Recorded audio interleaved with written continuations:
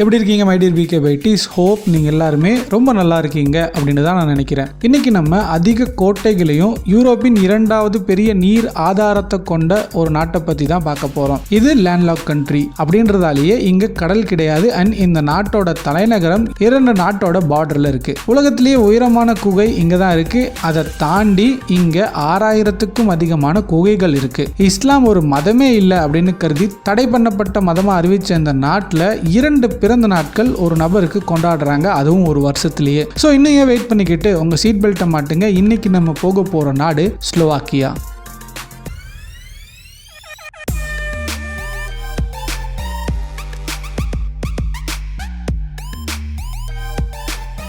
கற்றோருக்கு செல்லுமிடமெல்லாம் சிறப்பு. நான் உங்க பிகே, இது நம்ம Bkbytes.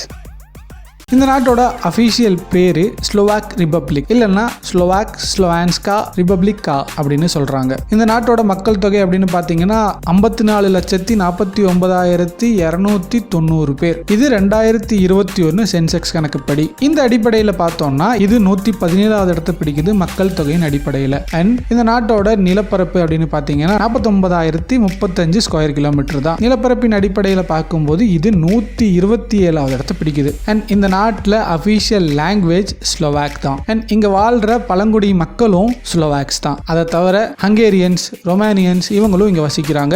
இங்க கிறிஸ்டியானிட்டியை அதிகமா ஃபாலோ பண்றாங்க. அதை தவிர மதங்களே இல்லைன்னு சொல்றவங்க இங்க 23.8% பேர் இருக்காங்க. இந்த நாடு மொத்தம் 8 பிரிவுகளா பிரிக்கப்பட்டிருக்கு. 8 பிரிவுக்கும் தனித்தனியா தேசிய கொடிகள் இருக்கு. இந்த நாட்டோட தலைநகரம் பிராட்டிஸ்லாவா. உலகத்திலேயே இந்த தலைநகரம் மட்டும்தான் தன்னோட பார்டரை 2 வேற நாடுகளோட பிரிச்சுக்குது. அதுல ஒன்னு ஹங்கேரி அண்ட் இன்னொன்னு ஆஸ்திரியா. இத ட்ரை பாயிண்ட்னு சொல்லுவாங்க. இந்த மாதிரி ட்ரை பாயிண்ட்டை இந்த நாட்டுல மொத்தம் 5 இடத்துல பார்க்கலாம். அதுல ஒரு பார்டர் ஆத்த கடந்தாலே வந்துடும். இன்னொரு ஆச்சரியமான விஷயம் என்னன்னா பிராட்டிஸ்லாவால UFO தீம்ல ரெஸ்டாரண்ட்டுகளை உங்களால நிறைய பார்க்க முடியும். அதாவது அன்ஐடென்டிஃபைடு ஃபிளையிங் ஆப்ஜெக்ட், அதாங்க ஏலியன். அண்ட் ரூஃப் டாப்ல ஏலியன் ஃபிளைட் விழுந்த மாதிரி செட்டப் எல்லாம் கூட போட்டிருப்பாங்க. அண்ட் நகரத்துல பல பகுதிகளில் இந்த ஃபிளையிங் சாசர் மாதிரி சிலைகள்லாம் அவங்களால பார்க்க முடியும். இவங்க ஏலியன்ஸை அதிகமாக நம்புவாங்க போல. பிரிட்ஜ்ல கூட ஏலியனோட ஃபிளையிங் சாசர் மாதிரி கட்டி வச்சிருக்காங்கன்னா பாருங்களேன். இந்த மாதிரி ஏகப்பட்ட ஆர்கிடெக்சர்ஸை இங்க சொல்லிக்கிட்டே போகலாம். உதாரணத்துக்கு சுரங்க வேலையால் ரோட்டுக்கடியில இருந்து எட்டி பார்க்குற மாதிரி ஒரு சிலை, அண்ட் ரோப் கார் செட்டப்ல காரே போகிற மாதிரி கேபிள் வயர் இருக்க ஒரு செட்டப். என்னன்னு சொல்ல, கேஜ் ஆஃப் ஷேம்னு உள்ளூருக்கு நடுவுல கூண்டு ஒன்று இருக்கும். யாராச்சும் ரொம்ப புரணி பேசுனா அவங்கள அதுக்குள்ள அடைக்கிறதுக்காக அப்படி ஒரு கான்செப்டை இவங்க ரெடி பண்ணிருக்காங்களா. அண்ட் ஃபுட்பால் கிரவுண்டோட ஓரத்துல ரயில்வே ட்ராக் அண்ட் அதுல ட்ரெயின் போறதும் வரதுமா இருக்கும். உங்க ஊர்ல இருக்க பெரிய ரெஸ்டாரண்ட்ல எவ்வளவு பேர் உட்காரலாம் அதை கமெண்ட் பண்ணுங்க. ஏன்னா இங்க இருக்க ஃபிளாக்ஷிப் அப்படிங்கிற ஒரு ரெஸ்டாரண்ட்ல ஒரே நேரத்துல 1000 பேர் உட்கார்ந்து சாப்பிட முடியும். இவ்வளோ சீட்ஸ் இங்க இருந்தாலும் இங்க புக்கிங் பண்றதுக்கு சீட்ஸ் அவைலபிள் இல்லைன்னு நிறைய கம்ப்ளைண்ட்டுகளும் வருது. அவ்வளோ ஃபேமஸான ஒரு ரெஸ்டாரண்ட். இங்க கிறிஸ்டியன் மக்கள் அதிகமா வசிக்கிறாங்க. ஆனா இங்க இஸ்லாம்னு ஒரு மதமே இல்லைன்னு சொல்றாங்க. டர்க்கி வழி வந்த 5000க்கும் மேற்பட்ட முஸ்லீம்கள் வசிக்கும் இந்த நாட்டில் ஒரு மசூதி கூட இல்ல. 2016ல முஸ்லீம் ஒரு மதமே இல்லைன்னு இந்த நாட்டில் சட்டம் போட்டாங்க. இன்ஃபேக்ட் இயர் ஆஃப் 2000ல பிராட்டிஸ்லாவால ஒரு இஸ்லாமிக் சென்டரை கட்டணும்னு பிரச்சனை எல்லாம் கூட வெடிச்சுது. பட் அந்த இடத்தோட மேயர் அதை அதிகாரப்பூர்வமா தடை பண்ணிட்டாரு. அதுக்கப்புறமா கோர்டோபா அப்படிங்கிற ஒரு இடத்துல இஸ்லாமிக் சென்டரை கட்டியிருக்காங்க. இங்க வந்துதான் இஸ்லாமிய மக்கள் தொழுகைகள் எல்லாம் பண்றாங்க அண்ட் மீட்டிங்குகளையும் வைக்கிறாங்க. பட் இதுவும் ரொம்ப பெரிய சென்டர்லாம் ஒன்றும் கிடையாது. வெறும் 80 பேர்ல இருந்து 100 பேர் தான் ஒரே நேரத்தில் இங்க ப்ரே பண்ண முடியும். பெரிய பெரிய மலைகளை வச்சிருக்க ஒரு நாடு தான் ஸ்லோவாக்கியா. இதனாலேயே மலை ஏறுதல் இங்க ரொம்பவே பாப்புலர். அண்ட் இந்த மலைகள்ல 1500க்கும் மேற்பட்ட கனிம நீரூற்றுகளையும் இயற்கை நீரூற்றுகளையும் உங்களால பார்க்க முடியும். பெர் கேபிட்டா அடிப்படையில் பார்க்கும்போது இதுதான் யூரோப்லேயே அதிக நீரூற்றுகளை கொண்டிருக்க ஒரு நாடு. அண்ட் யூரோப்லேயே ஆஸ்திரியாவுக்கு அப்புறமா இயற்கையான அண்ட் சுத்தமான குடிநீரை வச்சிருக்க 2வது நாடும் இதுதான். இது மட்டுமா, ஐஸ்லாந்து மாதிரியே ஸ்பிரிங்குகளும் இங்க இருக்கு. இறைச்சில வெறுக்கிற ஒரு தேசம்னா அது ஸ்லோவாக்கியா தான். இங்க காலையில 10 மணிலிருந்து ஈவினிங் 6 மணி வரைக்கும் சத்தமா ரோட்ல யாரும் வியாபாரம் பண்ணக்கூடாது அண்ட் சண்டை போடக்கூடாது. இல்லைன்னா சவுண்டா மியூசிக்கையும் பிளே பண்ணக்கூடாது. இதெல்லாம் தண்டனைக்குரிய விஷயம் அண்ட் அபராதத்துக்கும் உட்படுத்தப்படுவீங்க. ஏன் இன்ஃபேக்ட் நீங்க ஜெயிலுக்கு போனாலும் சொல்றதுக்கு இல்ல. ஓல்கா நதிக்கு அப்புறமா யூரோப்லயே பெரிய நதினா அது டனூப் தான். இது ஸ்லோவாக்கியாவின் பெரிய நகரங்கள்ல எல்லாம் பாயுது. 2850 கிலோமீட்டர் நீளம் வர பாயும் இந்த நதி 10 தேசங்களுக்கு நீர் ஆதாரமா இருக்கு. இந்த நதியில 102 வகைகளுக்கு மேலான மீன்கள் இருக்குன்னு சொல்றாங்க. ஸ்லோவாக்கியா மக்களோட பெரும் நீர் ஆதாரமே இந்த நதி தான். உயரமான பெண்ணை பிடிக்காத ஆண் கண்டிப்பா இருக்க முடியாது. அப்படி இருந்தா ஸ்லோவாக்கியாவுக்கு கொண்டு போய் விட்டுருங்க அந்த ஆளை. ஏன்னா யூரோப்லயே அதிக உயரம் கொண்ட பெண்கள் வசிக்கும் நாட்டுல ஸ்லோவாக்கியா 3வது இடத்துல வருது. அண்ட் சீக்கிரமா கல்யாணமும் பண்ணிப்பாங்க. சோ உயரமான பெண்கள் பிடித்த ஆண்கள் சீக்கிரமா டிக்கெட் புக் பண்ணும்படி கேட்டுக்கொள்ளப்படுகிறார்கள். அண்ட் ஸ்லோவாக்கியால டிரான்ஸ்போர்டேஷன் ரொம்பவே மலிவா இருக்கும். அண்ட் அந்த நாட்டு சிட்டிசனா இருந்து அதுலயும் ஸ்டூடெண்டா இருந்தீங்க அப்படின்னா உங்களுக்கு 26 வயசு வரைக்கும் ட்ரெயின்ல டிக்கெட் கிடையாது. அண்ட் 62 வயசுக்கு மேல ஆகிட்டாலும் இங்க ட்ரெயின் டிக்கெட் ஸ்லோவாக்கியா குடிமகனுக்கு கிடையாது. என்னதான் ஃப்ரீ ஃபேரா இருந்தாலும் இவங்க கார்ல போகத்தான் விரும்புறாங்க. இங்க 10ல் ஒருத்தர் கிட்ட கார் இருக்கு. நீங்க ஸ்டாரா பிஸ்ட்ரிகா அப்படிங்கிற கிராமத்தை பத்தி கேள்விப்பட்டிருக்கீங்களா? இது ஸ்லோவாக்கியால இருக்க ஒரு சின்ன கிராமம் தான். இங்க பெரிய அளவிலான அஸ்ட்ரோனாமிக்கல் கிளாக் இருக்கு. இவங்களுக்கு வானியல் எவ்வளவு பிடிக்கும் அப்படிங்கிறதுக்கு இது ஒரு எடுத்துக்காட்டு. அதுக்கப்புறமா ஓப்பல் கற்களை பத்தி கேள்விப்பட்டிருக்கீங்களா? இது ஒரு வகையான சிலிகான் கிறிஸ்டல். புரியும்படி சொன்னா ராசி கற்கள். இந்த வகையான ராசி கற்கள் ராசிக்கு ஏத்த மாதிரி மாறும் இல்லையா?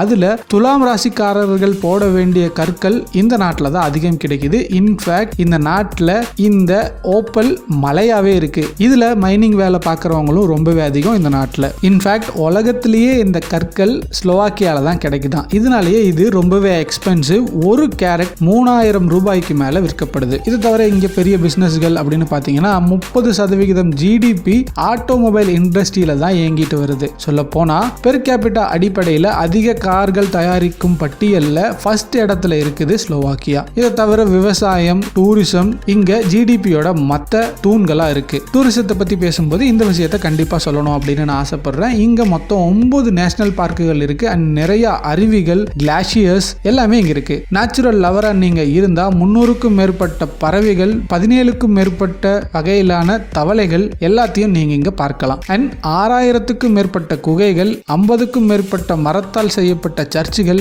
இதையும் பார்க்கறதுக்கு உங்களுக்கு வாய்ப்பு கிடைக்கும். இந்த சர்ச்சுகள்ல ஒரு தனித்துவம் என்னன்னா இதுல ஒரு ஆணி கூட சர்ச் கட்டுறதுக்காக அடிக்கப்படலையா. இதோட சேர்த்து 100க்கும் மேலான கோட்டைகள் உங்களால இங்க பார்க்க முடியும். இதை தவிர ஈவென்ட்ஸ் அண்ட் பார்ட்டின்னு எல்லா ஸ்லோவாக்கியன் சுப நிகழ்ச்சிகள்லயும் அவங்களுக்கே சொந்தமான ஃபோக் டான்ஸ் ஆடுறதையும் உங்களால பார்க்க முடியும். அண்ட் ஸ்போர்ட்ஸ் லவரா நீங்க இருந்தீங்கன்னா ஃபுட்பால், ஐஸ் ஹாக்கி இந்த மாதிரியான ஸ்போர்ட்ஸ் ஈவெண்ட்டுகளையும் பார்க்கறதுக்கு உங்களுக்கு வாய்ப்பு கிடைக்கும். இங்க ரொம்ப பாப்புலரான ஸ்போர்ட்ஸ் அப்படின்னா அது ஐஸ் ஹாக்கி தான். இவங்க இந்த விளையாட்டை ரொம்ப சீரியஸாவே பார்ப்பாங்க. இதனாலேயே ஸ்லோவாக்கியா டீம் இந்த கேம்ல டாப் 10ல வராங்க. இது எல்லாத்தையும் தாண்டி யூரோப் ஃபுட், அதுலயும் ஸ்லோவாக்கியா லோக்கல் ஃபுட் ரொம்பவே டேஸ்டாவும் ரொம்பவே வித்தியாசமாகவும் இருக்கும். அதுலயும் இவங்க சூப் அதிக வெரைட்டில பண்றாங்க.